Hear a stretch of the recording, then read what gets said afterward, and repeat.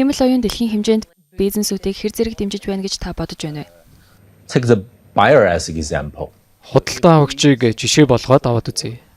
Аливаа бараг бүтээгдэхүүн болон түүнтэй холбоотой мэдээллийн талаар хайлтын давтамжийг харж болно. Тухайн бүтээгдэхүүнээс илүүтэй бүтээгдэхүүнтэй холбоотой мэдээллийн талаар хайлт нь 10 дахин өндөр байдаг. Үүнээс харахад та бизнес эхлүүлэх гэж байгаа бол тодорхой нэг бүтээгдэхүүн эсвэл нийлүүлэгчдээр тогтохгүй гэсэн үг. Хамгийн түрүүнд зах зээл чухам юу тренд болж байгааг тодорхойлж бүтээгдэхүүнээ ямар материалаар хийхээ шийднэ гэсэн үг. Бүтээгдэхүүн хөгжүүлэлтээс өмнө бизнесийн төлөвлөгөөгөө гаргана. Харин одоо хиймэл оюуны тусламжтайгаар энэ олон хайлтыг хийж гүйцэтгэснээр онлайнаар бизнес эрхлэхэд төвөггүй болсон. Ялангуяа хиймэл оюуны хэрэгслүүд нь Alibaba.com-оор бүтээгдэхүүнээ дөнгөж борлуулж эхэлж байгаа хүмүүсийн 60-аас 70% нь бүтээгдэхүүний менежмент талдаа үр ашиг өгч байна. Одоогоор 200,000 гаруй жижиг дунд бизнесүүд энэхүү платформоор бараа бүтээгдэхүүнүүдэд борлуулж байна. Тэгвэл нийт хэдэн бизнес нь хэмэл оюуныг үйл ажиллагаанд ашиглаж байна вэ? Одоогоор 7 хоногийн дүнгээр идэвхтэй 100,000 гаруй борлуулагчид байгаа. Үүний бараг тэн хагас нь хэмэл оюуны хэрэгслүүдийг үйл ажиллагаанд ашиглаж байна. Харин хэрэглэгч талаас ярил бид өнгөрсөн 11-р сард Atsiog нэвтрүүлсэн. Өнөө хүртэл давхарцсан тоогоор 1 сая гаруй хэрэглэгч энэ хэмэл оюунд суурилсан хайлтын системийг ашиглаж байна. Бүгд найрамд хятад ард улсаас нэвтрүүлж буй тоо томшгүй инновацуудыг бодолцож үзвэл хэмэл оюуны салбарт өрсөлдөөн хэр ширүүсэж байна гэж та бодож байна вэ? Хэмэл оюуны салбарт өсөх потенциал их байгаа гэж бодож байна. Тухайлбал бид одоогоор хэлний модель дээр анхаарлаа хандуулж байгаа. Гэхдээ ирээдүйд хэмэл оюунаа зураг, бичлэг, файл дээр ажиллах боломжтой. Тэгээд эдгээр мэдээлэлд үндэслэн шийдвэр гаргах чадамжтай болох боломжтой. Тэгэхээр эдгээр хүчин зүйлсийг бодолцож үзвэл энэ салбарт өсөх орон зай байгаа. Бүрэн хэмжээнд нь ашиглах боломжтой. Meta, DeepSeek, AliCloud, Tongi Chuanwen зэрэг компаниудын мэдээллүүдийг харж болно.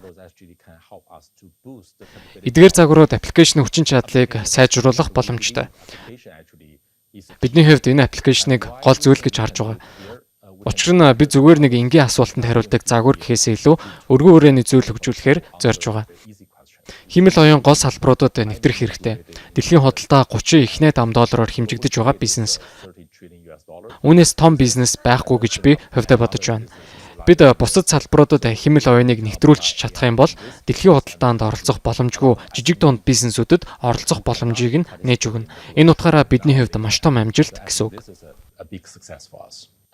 Ирэх жилүүдэд бүгд найрамд хятад ард улсын хэмэл оюуны салбарын компаниуд нэгдэх хүлээлт зах зээлд дамгаалж байна. Бүгд найрамд хятад ард улсын хэмэл оюуны салбарт хичнээн тооны бизнес амжилттай байна гэж та харж байна вэ?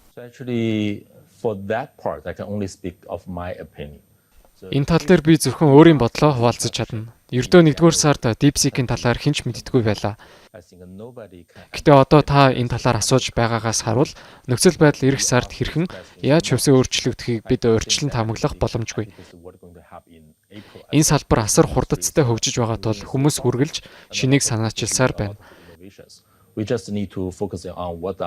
Бид зөвхөн шийдэх ёстой асуудлууд дээр л төвлөрөх хэрэгтэй. Технологийн салбарын мэрэгжилтнүүд ч энэ онд юу тохиохыг урьдчилан хэлэх боломжгүй.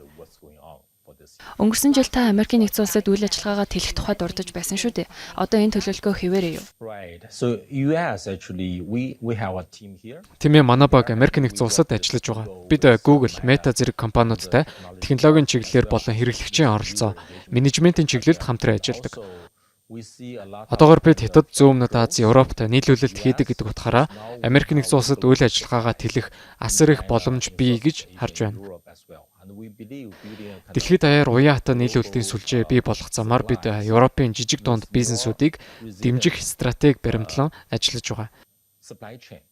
Энэ оны эхээр Америк нэгдсэн улсаас ирсэн захиалгууд 30% өссөн. Өөрөөр хэлбэл Америк нэгдсэн улсын жижиг дунд бизнесүүд Alibaba.com-ос худалдан авалт хийх нь нэмэгцээр байна. Энэ нь харьцангуй өндөр өсөлт тул бид хөрөнгө оруулалтаа үргэлжлүүлэх болно. Дэлхийн хэмжээнд худалдааны дан хурцтаж тарифын эрсдлүүд өндөр байгаа энэ үед үйл ажиллагаа үргэлжлэн өссөөр байна гэж та харж байна уу? I think so. So the first one is that we are providing Тиймээ үргэлжлэх байх. Юун түрүүнд бид дэлхийд даяар нийлүүлэлтийн сүлжээтэй. Одоогоор Европ, Зүүн Өмнөд Аз, Энэтхэг, Пакистанд 10,000 гаруй нийлүүлэгчтэй. in India and Pakistan as well. So we're not supplying. Тиймээс бид нэг улсаас хамааралтай биш дэлхийд даяар үйл ажиллагаа явуулж байна. The second is still Хоёрдугаарт эрэлт нийлүүлэлт бол суурь зарчим. fundamental rules. So are the other Тогтворгүй байдал богино хугацаанд нөлөөлж магадгүй. Гэхдээ одоогийн дата үзүүлэлтүүдээс харахад интернет болон дижитал шийдлүүдийг ашигладаггүй маш олон хүн байгаа. people who is not Тиймээс интернет платформуудыг ашиглан бизнесээ хийдэг хүмүүс ирээдүйд улам олон болно гэж бид таамаглаж байна. Тиймээс би санаа зовхгүй байна. that is not my kind of concern.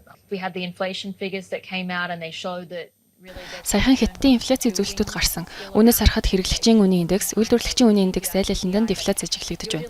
Харин таны хувьд экспортын зах зээлд төвлөрөн үйл ажиллагаагаа явуулж байна. Бизнесүүдийн нөхцөл байдал ямар харагдаж байна вэ? right now. I think two things that I can share with you.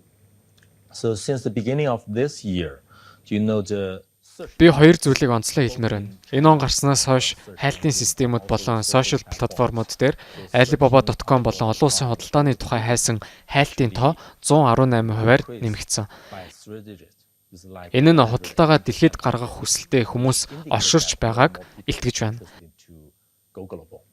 And also the new sellers onboarded on Alibaba.com actually is growing very fast. Alibaba.com-д шинэ борлуулагчдын тоо өнгөрсөн оноос хойш маш хурдцтай нэмэгцээр байгаа. Тиймээс өсөлт үргэлжилж байна гэж харж байна. AI technology. So previously many of the Taobao, Химэл оюун хөгжүүлэлтийн талаар бас дурдмаар байна. do you want to Өмнө нь Taobao, Temu зэрэг платформын борлуулагчдаас олон улсын зах зээлд гарахыг хүсэж байна уу гэж асуувал тэд тиймээ гэж хариулдаг байсан. difference, the foreign exchange, custom clearance. Гэтэ хэлний бэрхшээл, цагийн зөрүү, валютын ханш, гайлаар нэвтрэх олон асуудлууд сорилт болдог байсан. It's built on top of the Гэтэ одоо бид технологийн тусламжтай энэ бүх саадыг бууруулах боломжтой. Ингэснээр нийлүүлэгчдийн итгэлийг нэмэгдүүлж, олон улсын зах зээлд гарах боломжийг нь нэмэгдүүлж байгаа. kind of confidence.